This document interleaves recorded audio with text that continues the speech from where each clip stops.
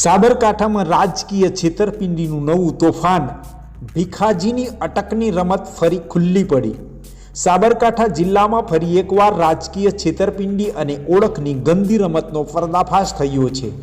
આ વખતે વિવાદ કોઈ વિકાસ કાર્ય કે આર્થિક મુદ્દાનો નથી, પરંતુ સીધી રાજકીય લાભ ખાટવા માટે અને અટક બદલવાની શરમજનક વ્યૂહરચનાનો છે।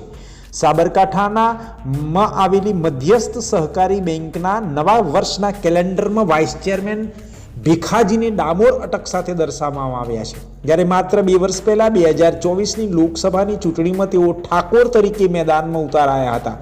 આ ક્યાંની ઓળખ અને ક્યાંની વફાદારી?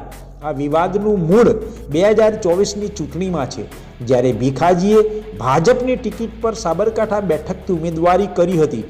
તે વખતે આ સમયે તેમણે પોતાની અટક ડામોરમાંથી બદલીને ઠાકોર કરી લીધી હતી, જેથી ઠાકોર સમુદાયના મતદારોને લલચાવી શકાય। પરંતુ આ છેતરપિંડી પકડાઈ ગઈ અને પાર્ટીમાં વિરોધના કારણે તેમને ઉમેદવારી પાછી ખેંચવી પડી। હવે ચૂંટણી પૂરી થતાં જ ફરી જૂની અટક ડામોર પર પાછા ફર્યા છે। આને માત્ર સંયોગ કહી શકાય કે રાજકીય ફાયદો અને લાભ ખાટવા માટે ઓળખને વેચવાની શરમજનક રમત। સ્થાનિક લોકોમાં ચર્ચા છે કે ડામોર અટક સાથે ચૂંટણી લડવી મુશ્કેલ હોવાથી તેમણે ઠાકોર અપનાવીને મતદારોને ગુમરાહ કરવાનો પ્રયાસ કર્યો, પરંતુ હવે બેંક જેવી જાહેર સંસ્થાના કેલેન્ડરમાં ફરી ડામોર જોવા મળતા આ મુદ્દો માત્ર વ્યક્તિગત નહીં, પરંતુ સમાજ અને રાજકારણમાં વિશ્વાસઘાતનું પ્રતીક બની ગયો છે। જાહેર જીવનમાં રહેતા વ્યક્તિ આવી ગૂંચવણ અને છેતરપિંડી કરીને કેટલા સમય સુધી ટકી શકે, અને સહકારી સંસ્થાઓ આવા વિવાદાસ્પદ નેતાઓને કેટલા સમય સુધી આશ્રય આપશે?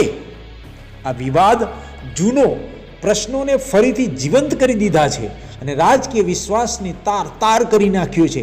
ક્યારે આવા નેતાઓની માસ્ક પાછળનો ચહેરો ખુલ્લો પડશે તે જોવાનું રહ્યું।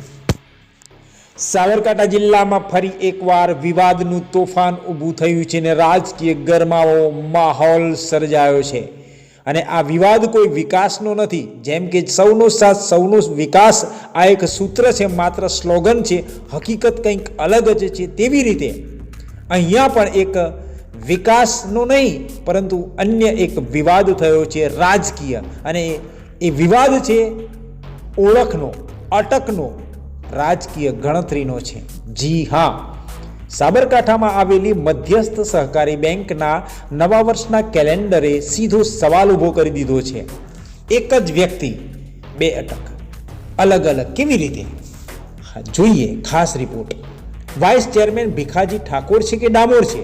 હવે લોકો પૂછી રહ્યા છે કેલેન્ડર વર્ષમાં, કારણ કે વર્ષ 2024ની જે લોકસભાની ચૂંટણી લડતી વખતે ભીખાજી પોતાને ઠાકોર તરીકે ઓળખાવતા હતા, પરંતુ તે પહેલા લાંબા સમય સુધી ભીખાજી ડામોર તરીકે ઓળખાવતા હતા। હવે ડામોર છે કે ઠાકોર છે, એ સવાલ ઉપસ્થિત થયો છે।